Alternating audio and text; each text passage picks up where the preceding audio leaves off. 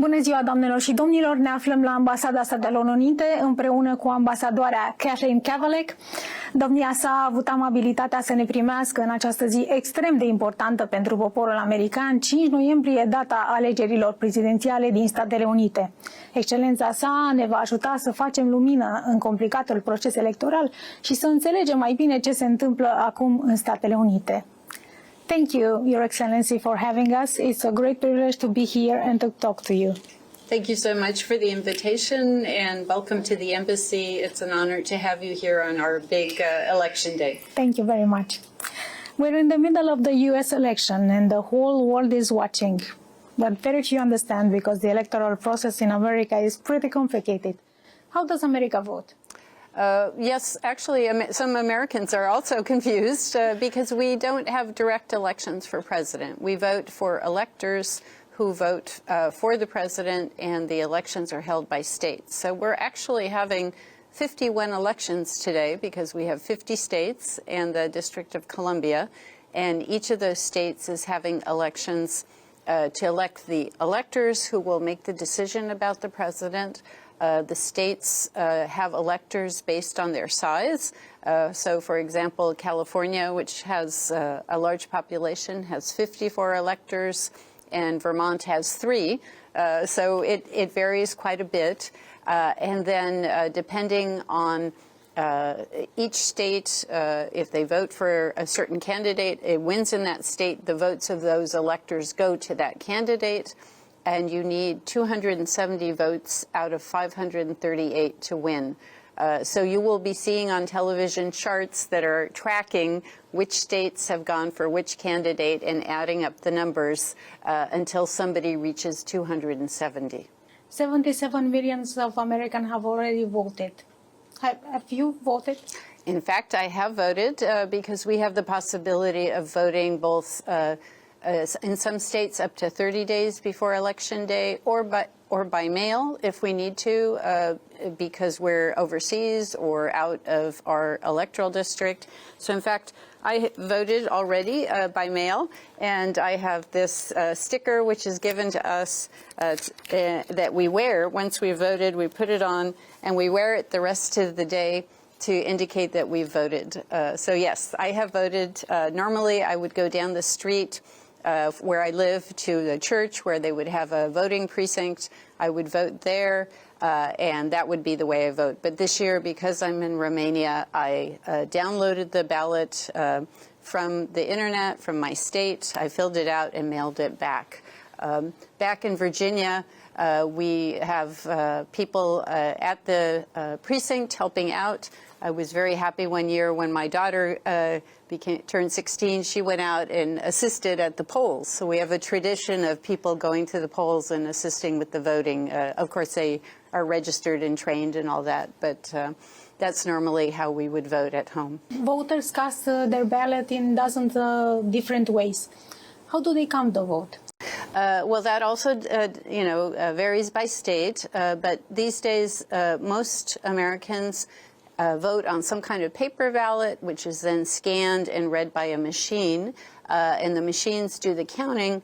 But then we also do audits to make sure that the counting is accurate and that things are not out of whack. So that's mostly how it's counted these days, is using technology. The presidential race in the United States is going to come down to a few states, very important states. Why is that? That goes back to mathematics, because remember, we're trying to reach 270. And because we have people voting by mail, some of the states won't count the votes. The mail has to arrive with those ballots. And in some states, they will accept ballots that come a week later or something. So we may be waiting depending on how close the election is. If you remember back in the year 2000, the election wasn't decided until December 13th because Florida, which was a key state, a swing state, the voting difference was 537 votes, if you can believe it, which is in a country as large as ours. It came down to counting those votes. There was a challenge to a request for a recount to make sure. So in many years, we can tell right away if it's a very clear outcome, but there is also the possibility it could take some days before it's clear if the election's very close, if we're waiting to see if the ballots that come in by mail will make a difference. So again, it's a complicated system, and there's going to be a lot to follow because it's 50 different states with 50 different systems. Do you expect fraud allegations? I think there are always, people that may make those allegations for different reasons. What I am confident is that there is a very robust system in place to respond and investigate if there are charges of fraud.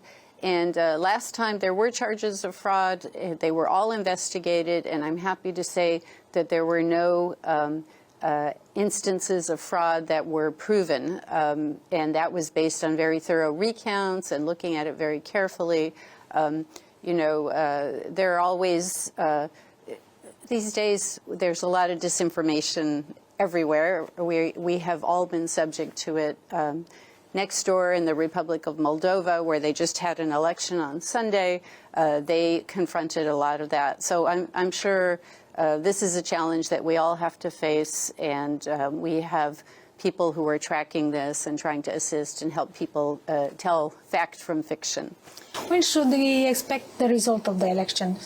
Again, I said it will depend. It could be very quick. We could know, by the following day if it's clear-cut. If it's very close and there's some counting still to be confirmed, it could take a few days. Or in the worst case, as we saw in 2000, it took about a month to get the results. But I think we are all hoping for, a clear and quick and decisive outcome. What will happen next in America? What will follow? So Inauguration Day will be on January 20th. So the next president, whoever that person may be, will take office then. We will have a new Congress in January, starting on the 3rd.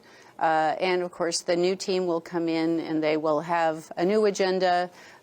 Certain things will continue. I think our foreign policy will continue based on our values that we have and share with Europe and with Romania on security, stability, prosperity. I think the general outlines will continue, but of course it's natural that a new team will have some new ideas, some new initiatives. So all of us will be standing by to figure out what those are. We also have elections here in Romania. The two states have strong ties. Mm-hmm. Do you expect the next presidents of Romania and United States to keep those ties?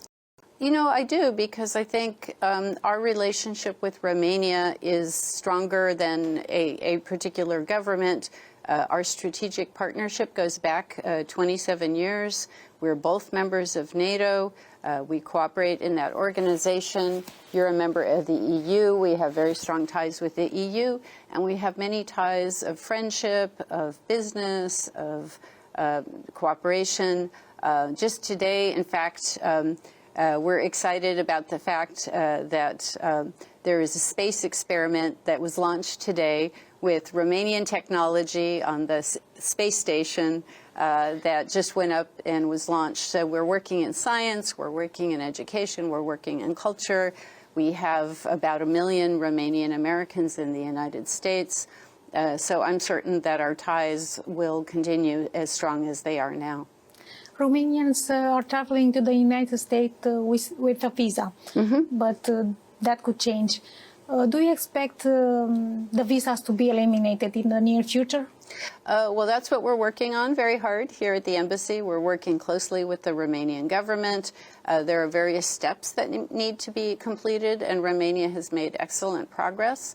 There's still a few more steps to complete, and then we need to have people in Washington confirm that Romania is eligible, but I remain optimistic that we will have good news in the new year. In the new year? Yes. Thank you Your Excellency, for the interview, for your time and for your expertise. Okay, thank you for your interest, and thank you for the strong partnership that we have between the United States and Romania.